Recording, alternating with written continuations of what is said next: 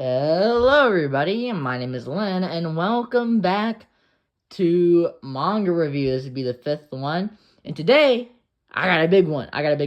We got none of these small volumes down here, none of these small ones up here either. We are going to be taking a look at this big boy, this hardcover, JoJo's Part 7 Steel Ball Run. I finished this today. It's It's very big, and I'm not covering all of what happens in however many pages this is. So as I turn a page, I will be covering what's happening in that page and maybe some background for context. Of course, let's go with the basics. Every JoJo's Bizarre Adventure fan knows that the Steel Ball Run is about a race called the Steel Ball Run, where I think the prize for the winner is what, 50 million, I believe. So here we have a whole bunch of stuff. I think this is the start, if I believe. I forgot where this is, but basically I'm gonna turn back a little bit. Basically the start is like the very beginning is Sandman, or this guy named Sandman, escaping his tribe for having Englishman books. He's Indian because I think this takes place 1880, I believe. 1880 or 1870. I think it's one of those two. But Sandman ends up showing his sister these holes in the wall. And these are from a man named Gyro Zeppelin, which we will touch on later as I walk through.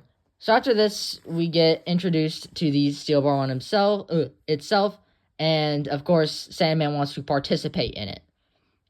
And then we cut to the guy, I think that's him right there, who started the Steel Ball Run, I think. He's the main guy. He's the main announcer, basically. And he has a whole backstory at the end of this book. I'm not going through that because it was a lot to read, and I wasn't really paying attention. Something about him getting disease or something like that, and then him having a whole bunch of sponsors and stuff. So he ends up doing a press conference or something like that. He ends up going on a podium where people ask him questions about the Steel Ball Run, and he ends up answering them. I have to read this again. Hold on.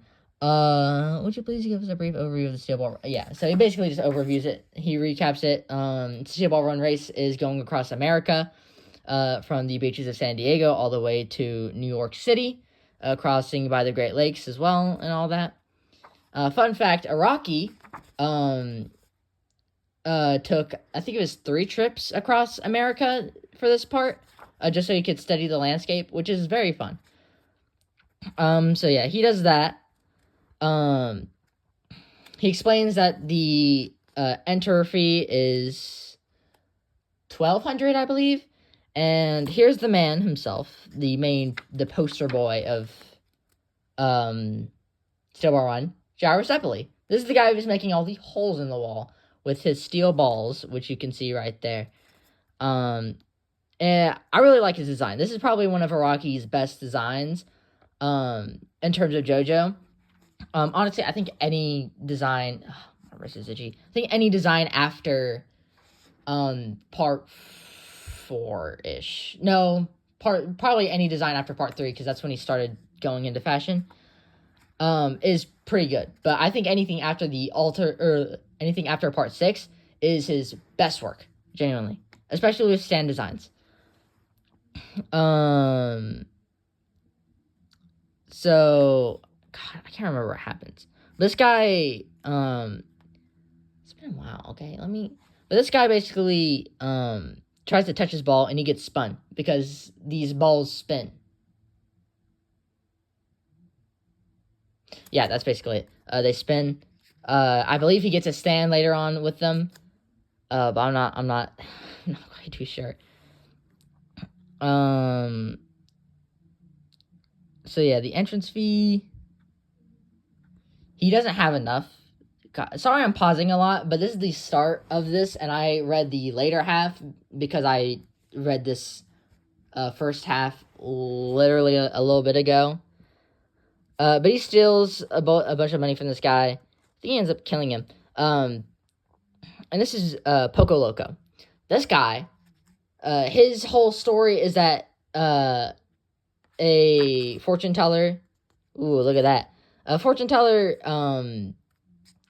basically told him that he was one in 1 billion? No, 1 in 5 billion, I believe. So throughout the first section of this race, which is like, I think 9.3 miles actually, which is like the later half here, he ends up getting insane luck, and he ends up being late to it, and but the ground is really flat. That's his luck, and he ends up just hopping around and catching up within a few minutes. So this is Gyro Zeppeli, blah blah blah, a whole bunch of stuff. He kills a guy, steals his money. I'm gonna stop turning page by page, but here is the main protagonist, Johnny Joestar, which is, fun fact, the only. I have to scratch my head and form my hair and stuff, sorry. But I'm leaving it like this so it doesn't fall. But Johnny is the only protagonist of JoJo's Bizarre Adventure that is disabled. And it's really interesting on how he actually ends up writing. But he actually knows Gyro Zeppeli. Because his steel ball ends up making him stand. Stand. And then that cues the whole third chapter with Johnny Joestar's backstory, which is him being a prodigy at it and stuff like that, and he gets all the hoes and stuff, but ends up trying to impress a girl for a play. Ends up bullying this one guy right here who was apparently waiting all night to see that actress in a play. So Johnny ends up just bullying him out, and he comes back and ends up shooting him, which is why Johnny is disabled. Alright, now I've gotten that part out of the way. Oh yeah, he also wakes up here, and he ends up finding out about the steel ball race through the nurse shoving that into his mouth. Well, at least that's how I think. And then he tries to steal, or not steal, but he tries to touch Gyro's balls. He tries to touch Gyro's steel balls. His steel spitting balls, which ends up fucking up his hand. If I can find that page. Where is it? Yeah, so he lunges off of this guy, and it ends up fucking his hand. Like, really bad. It ends up fucking his hand really, really bad. Alright. And then that kind of cues Johnny's whole quest to find Gyro again, which he knows he's going to be at the steel ball race. I'm pretty sure Gyro mentions it. Anyways, I'm going to skip a good portion here. A good portion. This is during the race now. This is the finish line. Not the finish line, the starting line, which is its whole first part. And I believe this is actually at the end of the grotto. Let me turn back here. Yeah, I think so. No, this is not the grotto. Never mind. There's some reoccurring characters here. For example, let me turn back a few pages. Abdul from part 3, who ends up just getting his ass rocked, immediately. I know he's still a fraud. He's still a fraud. And then eventually they end up fighting a guy named Diego Brando, if I can find him. Here he is. That's Diego Brando. So Gyro and Diego end up very close, and Diego explains, if I can find that page as well. Oh yeah, all this announcer stuff. It's really cool. But Diego ends up explaining to Gyro that his horse has flaws to it, and that's they're not flaws, but like certain actions that allows Diego to adapt basically and catch up.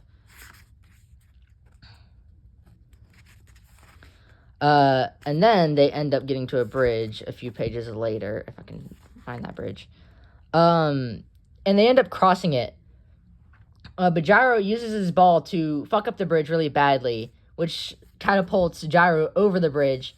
But of course Diego does not make it. And he ends up having to backtrack a lot. He ends up catching up later, but this is the last you'll see of him for a little while. So now, ooh, is that who I think it is? Or am I just looking at this wrong? Okay, I am looking at it wrong. I thought that was Poco Loco stand for some reason. My bad. I did not see that. Here's Sandman. Earlier on in the book, he ends up saying to the person, he's like, I don't need no horse. I could just run. And he ends up running. And it's explained in this really cool sequence, which I don't know if I've passed yet or not. I don't think I have.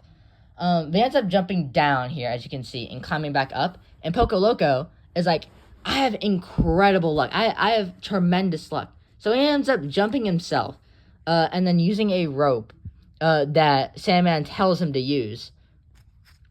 Yeah, so here's him using the rope. And then he ends up getting up, which was, it's just so cool, man.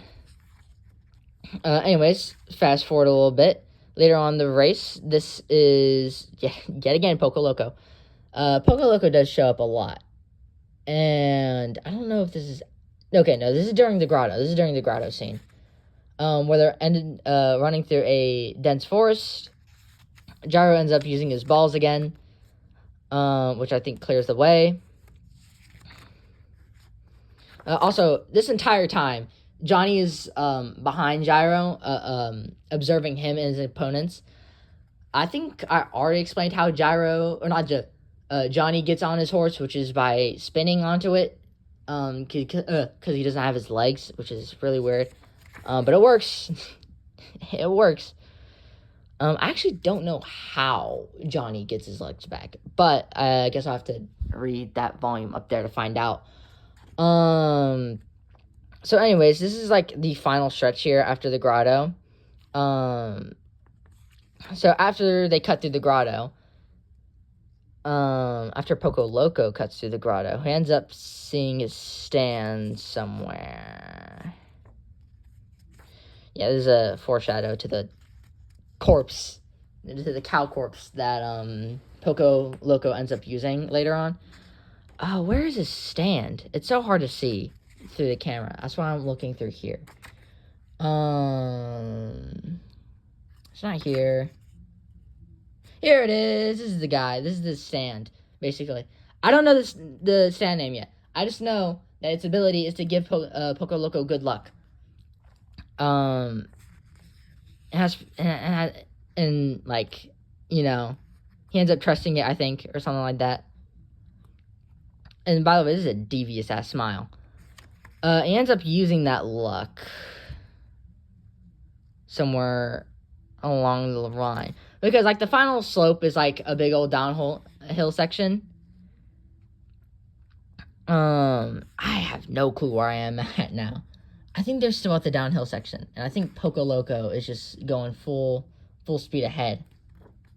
Oh, there's Sandman climbing down the rocks. Yeah, this is the final stretch. Ooh, in my camera.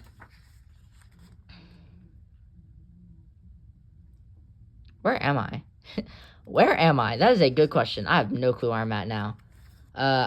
Here, I'll skip right here. Right here. So now, and this is where Diego comes back. Johnny is like, oh my god, where did he come from? And Diego just ends up catching up again. I forgot how he does it. I think he just does the same thing he did to Gyro. He ends up catching up again.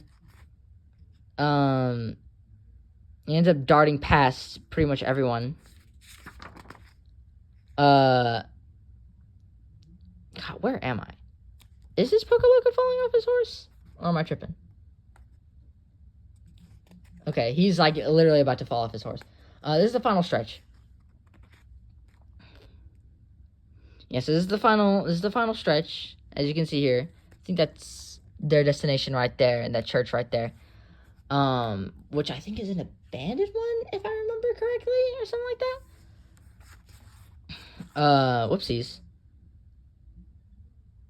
Oh, this is the guy's backstory. Why am I over here? What happened?